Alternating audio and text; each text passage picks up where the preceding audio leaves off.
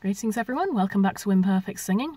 For this one I've decided to go back to Animaniacs, so I've chosen another one of their educational songs that manages not to be boring. It's When You're Travelling from Nantucket by Randy Rogel. So here we go. When you're travelling from Nantucket through Chicago to St. Paul, you're standing in an airport and you look upon the wall. There's a clock for every city and a different time for all. From Asia through Malaysia to Peru. Have you ever wondered why, when it's 10 o'clock in Maine, at precisely the same moment it is 3 a.m. in Spain? When it's breakfast time in Rome, they're having lunch in the Ukraine, and it's supper up in Upper Kathmandu. If the earth was spinning faster as the sun is going past her, then a day would only be an hour long.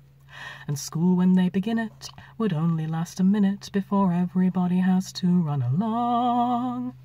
If the Earth were the planet that was closest to the sun, a year would be much shorter and you'd have a lot of fun. 'Cause by the time you were in first grade, you'd be over 21, and you'd live to be 903 or 4. Time is relative, dependent. You can save it, you can spend it, doing things you like to do or learning how.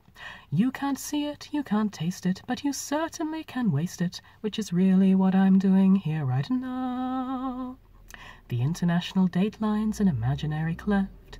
Today is on the right side and tomorrow's on the left. So when you cross it, do you then arrive the day before you left?